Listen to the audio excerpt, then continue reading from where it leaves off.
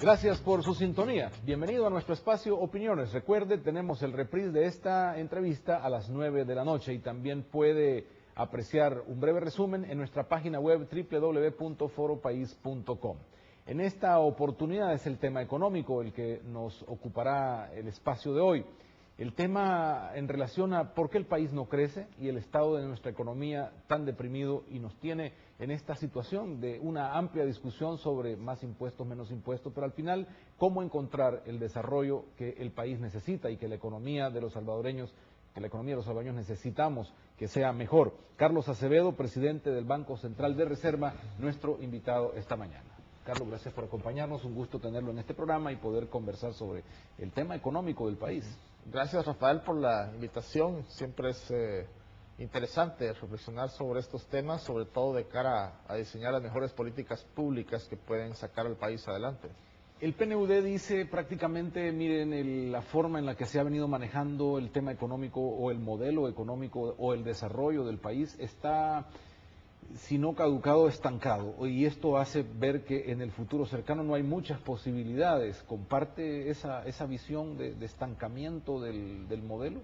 Bueno, yo creo que efectivamente cuando examinamos los datos económicos, las series más largas que tenemos de la actividad económica, que llegan hasta los años 50, nos encontramos que en el largo plazo El Salvador es una economía que realmente no ha tenido una dinámica muy boyante de crecimiento. Por ejemplo, los periodos en los que El Salvador ha crecido a tasas más altas son la década de los 60 y luego la primera mitad de los 90, y las tasas más altas que alcanzamos fueron de alrededor del 5 o 6%, ¿verdad? Que son tasas relativamente modestas si las comparas con países que realmente han sido exitosos en materia de crecimiento económico.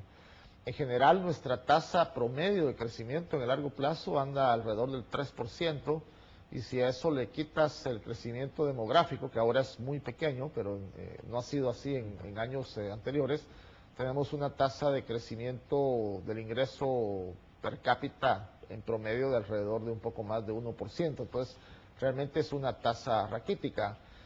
Yo por lo menos de hace como 15 años, desde que estaba primero en FUSAES y luego en el mismo PNUD, he estado viendo una cantidad de estudios que se han hecho justamente para tratar de identificar cuáles son aquellos obstáculos que impiden que El Salvador alcance tasas de crecimiento más altas, y la cantidad de hipótesis es grande. Entonces es un problema que venimos arrastrando desde por lo menos 15 años, si no más. ¿Y hay respuesta a esa pregunta o todavía no? Hay muchas hipótesis, hay muchas hipótesis, pero yo creo que no ha habido una respuesta así como contundente, sobre todo en términos de llevar a las políticas que destraben el crecimiento, ¿verdad? Que en definitiva es lo que importa, ¿verdad?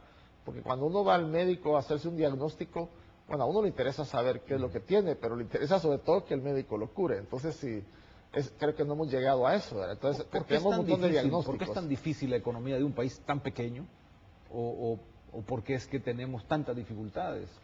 Bueno, la economía salvadoreña, justamente por ser una economía abierta y muy dependiente del entorno externo, ya plantea dinámicas que uno no puede controlar. O sea, lo que pasa en buena medida depende de lo que pasa internacionalmente. A diferencia de economías más grandes como China, como India, como Brasil, que tienen mercados internos muy grandes, mercados domésticos muy grandes, y entonces pueden diseñar políticas públicas para reactivarse a partir de la demanda de sus mercados internos.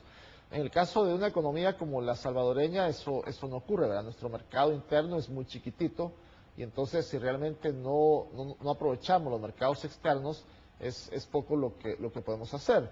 Pero además, por una serie de políticas que se han impulsado en los últimos 20 años, se han generado distorsiones estructurales, o se han reforzado distorsiones estructurales que ya traíamos de antes, que dificultan desarrollar una plataforma productiva, competitiva, de clase mundial, para que nos insertemos en los mercados internacionales aprovechando la economía global. Y así vemos que nuestras exportaciones fuera de la maquila realmente no son importantes. El café ha caído mucho. Si nos comparamos con China, con Brasil, creo que encontramos suficientes diferencias, pero cuando uno se compara con Guatemala, con Honduras, con Nicaragua, uno de repente, o al menos a simple vista, no encuentra grandes diferencias entre la estructura social o la situación en la que viven estos países, y crecen más que nosotros. Es cierto, ahora todas las economías del norte de Centroamérica, digamos de Nicaragua para arriba, son economías que comparten rasgos estructurales bastante parecidos.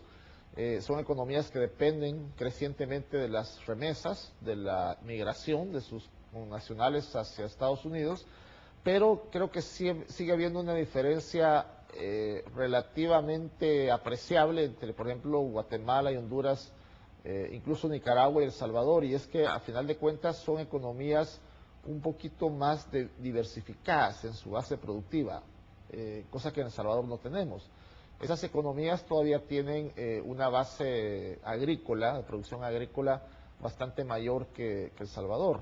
Y en un contexto en que, como lo estamos viendo, los precios de los productos primarios, de los productos agrícolas, van para arriba, aunque también tienen mucha volatilidad, eso les está ayudando, mientras que nosotros ya no producimos nada prácticamente. Hace todavía 10 años, nuestra balanza agrícola comercial agrícola era todavía superavitaria. Desde hace unos 10 años para acá, ya prácticamente no producimos nada, y la balanza comercial agrícola de El Salvador ha pasado a ser también deficitaria y además de modo creciente. Entonces, por eso uno de los retos que se está planteando ahora, que es lo que se acaba de anunciar, el programa de agricultura familiar, va encaminado como a revertir esa tendencia. Cuando reflexionamos sobre lo que realmente necesitamos, hemos visto en la historia también algunas respuestas. Por ejemplo, se nos dijo necesitamos convertirnos en un país de maquilas, por ejemplo. También vino la otra posibilidad, no, debemos ser un centro de logística y le invertimos dinero a la construcción del nuevo puerto de la Unión, por ejemplo. Esos grandes temas, esas grandes ideas sobre hacia dónde va el destino país, ¿qué es lo que tenemos hoy y hacia dónde deberíamos ir?